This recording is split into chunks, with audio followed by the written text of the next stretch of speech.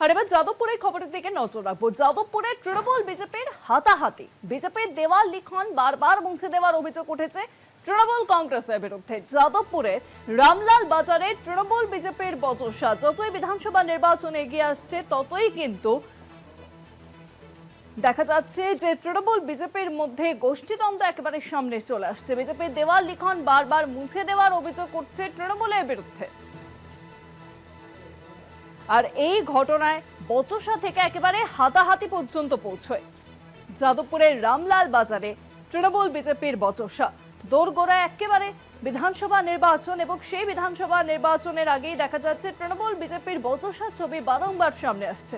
আরো জানাবেন এই বিষয়ে ফোন লাইনের সঙ্গে রয়েছেন প্রতিনিধি দেবাশিস সেনগুপ্ত। দেবাশিস, যাদবপুরের তৃণমূল বিজেপির হাতাহাতি ঠিক কি পরিস্থিতি তৈরি হয়, এখন কি অবস্থা, কারা হাসপাতালে ভর্তি রয়েছেন, কি জানা যাচ্ছে?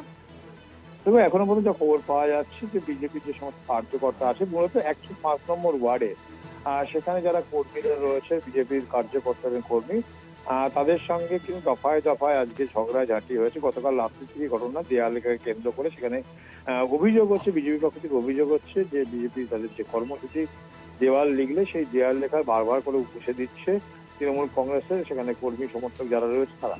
এবং এই নিয়ে গতকালও কিন্তু ঝামেলা হয়েছে, আজও কিন্তু সেই একইভাবে সকাল থেকেই কিন্তু সেখানে ঝামেলা হয়েছে। অভিযোগ হচ্ছে তাদের বিজেপি কর্মীদের মারধর করা হয়েছে, এবং যাদের মারধর করা হয়েছে তাদেরকে সেই আক্রান্তদের যাদবপুর মন্ডল 3-এর পক্ষ থেকে তারা মূলত 105 নম্বর ওয়ার্ডের তারা প্রেসিডেন্ট রয়েছেন সেখানে, শক্তি কেন্দ্রের যে প্রমুখ রয়েছেন তাদেরকেও নিয়ে যাওয়া হয়েছে ভাইস প্রেসিডেন্ট মহিলা, তাকেও কিন্তু নিয়ে যাওয়া হয়েছে সরকারি হাসপাতাল ভাঙড় হাসপাতাল, সেখানে তাদের চিকিৎসা হয়েছে। এবং ইতিমধ্যেই যে খবর পাওয়া যাচ্ছে দফায় দফায় তাদের সঙ্গে বচসা, এবং যখন তারা হাসপাতালে গেছিল সেখানে কিন্তু তৃণমূল কংগ্রেসের কর্মী সমর্থক যারা রয়েছে 105 নম্বর ওয়ার্ডে তারা সেখানে করছে। মূল অভিযোগ হচ্ছে দেয়াল লেখাকে কেন্দ্র করে এই বচসা এখনো কিন্তু দেখা যাচ্ছে যে প্রায় সময় এই 105 নম্বর ওয়ার্ডে কিন্তু ঝামেলা ঝঞ্ঝাটা কিন্তু লেগেই থাকছে বিজেপি ও তৃণমূলের মধ্যে।